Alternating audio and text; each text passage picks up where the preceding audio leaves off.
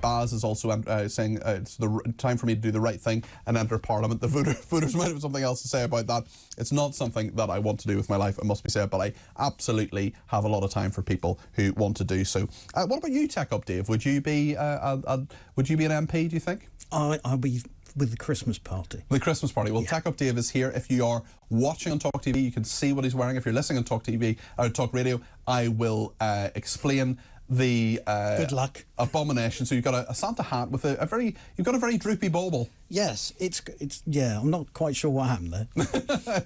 And you've also got what is that, like a sort of psychedelic Santa? There's Father Christmas and there's Christmas trees and all baubles and all the rest of it. I mean, there's lots happening here. And Mary Berry has a Christmas lunch tip. What's she saying? Yes. So cooking tip for you. Yes. She suggests that you cook your roast potatoes the day before. I'm going to shock you.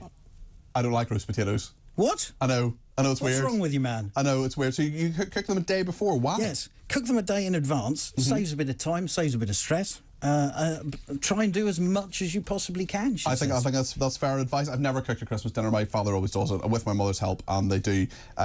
His mystery female companions help. So they do a great job. Tinflation. Yes. What's happening? Tinflation is getting quite high. There's an unopened Christmas edition can of Coca-Cola, which is available online. You can buy this on eBay for the princely sum. And now, bizarrely enough, factory error, it's empty. It's empty. So an empty tin of Diet Coke. Or Coke, sorry, Coke. Sealed can. Yes. I think we've got it on the screen. Yeah, you can see it. Yeah. Rare factory error. It's empty. It's located in the Netherlands, and it can be yours for £276,626.28. I think that's an absolute bargain. Bargain. Yes, my goodness. Right, we can't get through everything, but we will do the Christmas countdown now. So time for the Christmas countdown. Have you been good this year? Cardi B's Christmas countdown. Ho, ho, ho. So we've got a Christmas card. We've got a Christmas card with a load of photos in it. From Tiny. From Tiny, Tiny the cat has an amazing handwriting. What has Tiny written to us? Tiny's written quite a lot. It says, "My name is Tiny and I'm a calico cat and we're always female, 99%. I'm 12 years and I'm 9 months old, and I do remember my mummy arriving at the cat rescue centre to adopt a cat who'd done a runner.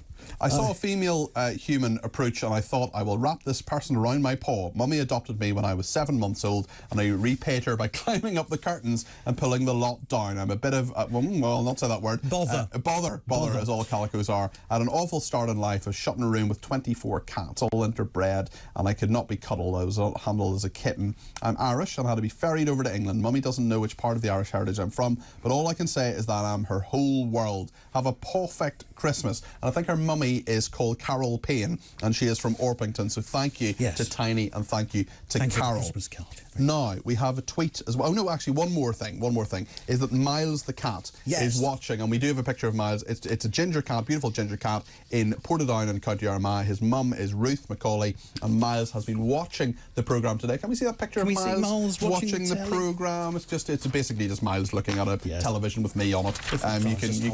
You can hold, Dave's holding it up, so you can use your imagination. And we have a text message that you want to read out while Nick Dubois is here. Hello, Nick. Well, I don't want to read it out. Well, I'll read it out then. It's from Wayne and Barry, who says, can you explain we were talking about homeopathy earlier, which is a load of rubbish.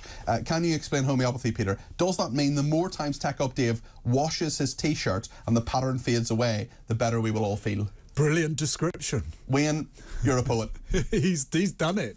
Today's is remarkable. I'm a bit worried I need some therapy because I had to think how awful that is rather than just intuitively know it was. You've got a further headwear, which we can very, very briefly put on. Actually, it's a Haley has put it. So Nick's producer bought me some. There we go. It's some antlers with some bells. Yeah. Dave, you are Christmas. You are Christmas. And I think Christmas has come early because Nick Dubois is here between now and 4 o'clock. What is on your programme there? Had I landed from another planet now, I'd really wonder if I was in the right studio. radio.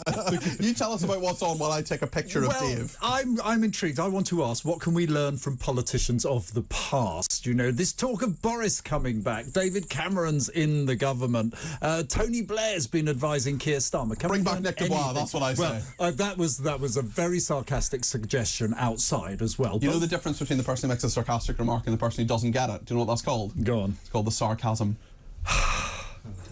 This is really hard work. I'm going to return to the main subject. And I sent such a nice tweet about you two yesterday. You did, it was lovely. I retweeted it. It was very nice. Hard. Sorry, briefly, in 30 seconds, what else is coming up in your programme? The CSJ's report is doing the work the COVID inquiry hasn't, it's because brilliant. It has really delved into the real cost of lockdown. I'm very pleased to say later on in the show, about 3 o'clock, Andy Cook, the CEO of the CSJ, will be here to talk about it. Tory migration woes continue in all this red-hot fury that's going around. Do you give them the credit for at least trying, if nothing else?